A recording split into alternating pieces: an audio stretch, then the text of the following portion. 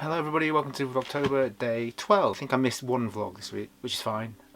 I'm not going to do every single day. I'm going to do as many days as I possibly can. I will probably do more than 7 videos a week anyway, because I'm doing House Manchester and Country Capital as well. So hopefully I'm doing enough to keep this thing going and improving on a daily basis. Yesterday I uploaded a love letter to King Street, which was my way of kind of introducing that part of Manchester to people. It's quite a hard place to describe because it's quite beautiful in some respects and quite ugly in others, and it's a place which is quite mixed in terms of use. Most of it is offices, but with a lot of shops, restaurants. There's now a hotel there, so it's kind of a place to live, work and play. More work than anything else, but if you bother to take the time, there's plenty of stuff to see that's kind of architecturally interesting. There's lots of history there, which I didn't go into because I'm not a history guide by any means. I've done it with some of the other areas, but I'm happy to let this speak for itself. Today for my vlog, I didn't want to show myself going to the dentist because that's not the most interesting thing. Today I want to talk about a book that I've been reading, which I'm still only part way through, but it's starting to change the way that I think about a certain area of my life, and potentially it may change a lot of my life, according to the book.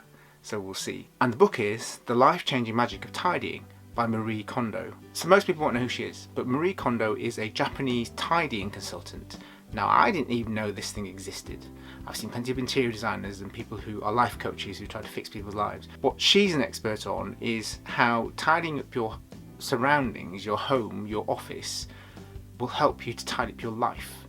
Because the things that we keep for certain reasons, whether they are positive or negative, whether they're sentimental or rational. The things that we own represent the people that we've been and not the person that we want to be. I'm finding this really fascinating. A lot of the reviews online, for example on Goodreads or Amazon, talk about being a bit woo, being a bit new agey, being a bit too spiritual. The one thing that she says, which really resonates with me, is the things that you own, do they spark joy in you? What she means is there a positive emotional response within you in having that thing? Is it something that represents a positive moment in your life, whether that's a memory or a potential or an actuality when you touch it? She talks about 2 processes in terms of being tidy, which are discarding and then doing one gigantic special event tidying up. And what you do in those 2 processes is you look at everything. If it makes you happy, keep it.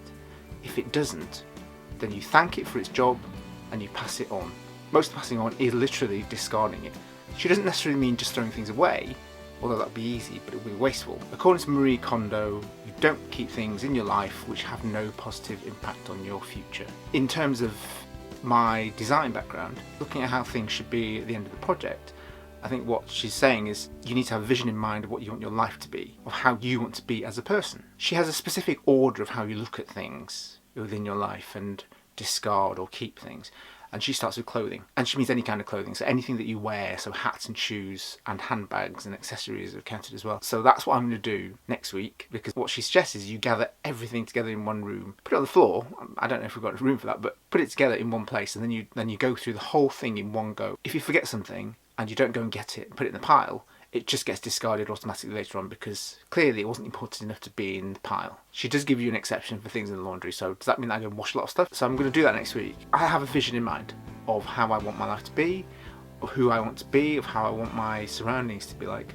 So I'm going to do that next week. I will film that, even though it's going to be the most revealing thing that I'm going to do in my vlogs so far. I'm aware that I don't give away a lot, but that's because there isn't a lot to give away at the moment. But there are certain things that I've shied away from talking about. If you're watching these things, then you might have noticed or you might not have done. So, put some comments down below or on Facebook or on Twitter or whatever, and let me know if you've seen that there are things that I don't talk about and there are certain people who don't appear in my vlogs, if you know my situation. Some people don't. So that is The Life-Changing Magic of Tidying by Marie Kondo. It's such an interesting book. I'm going to buy a Chinese copy for my mum. The book has been a hit elsewhere in the world. It's been translated into 30 other languages as well as English.